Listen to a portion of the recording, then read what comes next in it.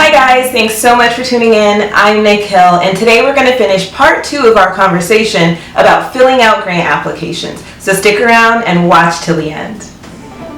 So first of all, to recap, the last time we spoke about tips to make filling out your grant application a little easier for you, because a lot of times as a small business owner or even college students who are filling out scholarship applications, a lot of the bulk of the questions that you're going to get asked on that grant or scholarship are essentially the same. Everybody's going to want to know who you are, what you do, and what you're about. So to put all of that together in a clear, concise way, we covered some tips on how to streamline those answers, where to keep them so that you can just copy and paste them onto the grant applications that you're filling out. So now that we've recapped that last video, today we're going to talk about part 2 of some of those things to make that easier for you. And the first thing is asking for a letter of recommendation. Now this can be a little bit trickier because a lot of times the letter of recommendation might have to have a different tone of voice depending on what you're asking for.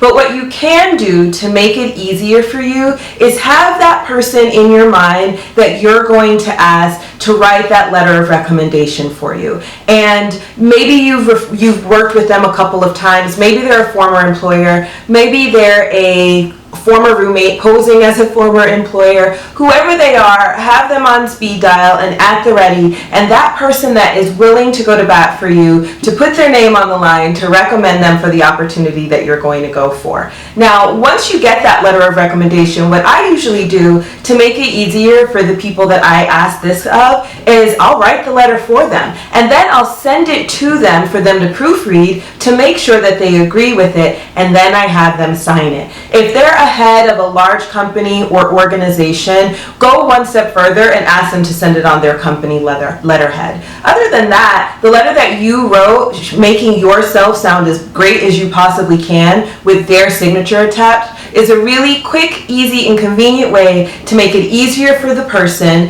and to get what you're asking for with a quick turnaround time.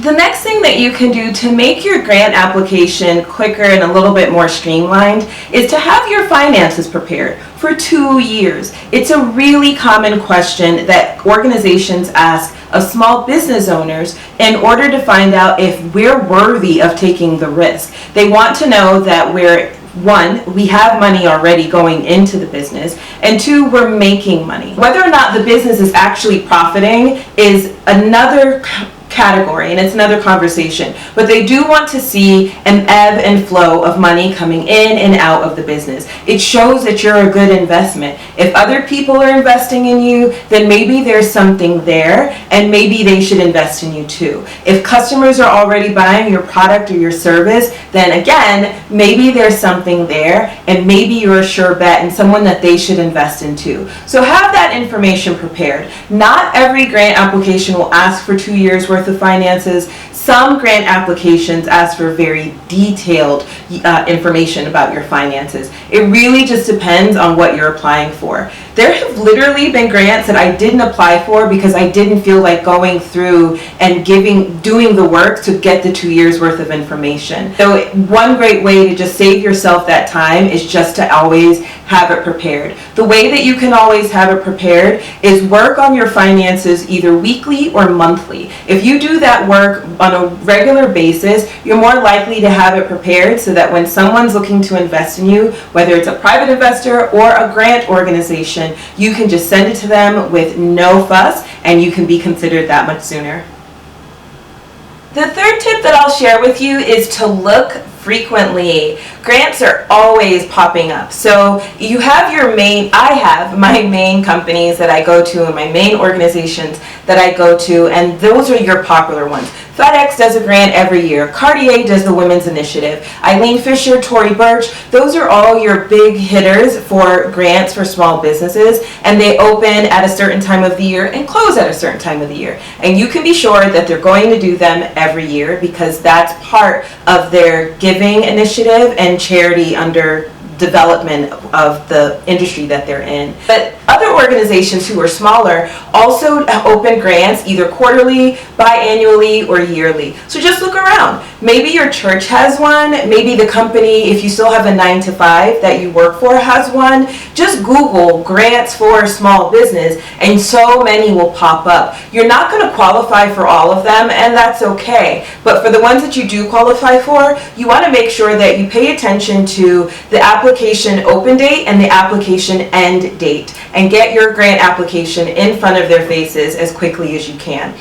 This is just a little bonus tip, but I always like to get my grant application in as soon as I can, because then in the event that they're a smaller organization and they actually see the applications as they come in, I think that they may be considering my application that much longer. Does that make sense? So if the application is due March 31st, let's say, and I get it to them on March the 20th, I've given them 11 extra days to be considering my application. Maybe they fall in love with me in that 11-day time period. So all the applications that come after mine now have to convince them why they're better than me, because they know they already like me. I don't know that that's a real thing, but I tell myself that it is, and it makes me feel a little bit better. And in my mind, it gives me an edge. So I've just shared my competitor edge with you. Guys, thanks so much for tuning in. I'm Nic Hyl. Hopefully some of these tips were helpful for you. Did you apply for grants? Which grants did you apply for? Did you get it? Let me know in the comments below. I'm really interested to find out. Grant information and grants to apply for are something that small businesses often share with each other. I get emails from friends all the time about grants that are opening up and grants that started and grants they think that I should apply for. So it's only fair that since you're part of my circle, I share that information with you. And if you have any questions, please let me know. You can find me on Instagram at Nic Hyl Clothing, and you can follow me personally on Instagram at Nic Hyl. Thanks so much for stopping by my YouTube channel. Don't forget to please share this video, like, comment, and subscribe. And don't forget, live beautifully! Bye guys.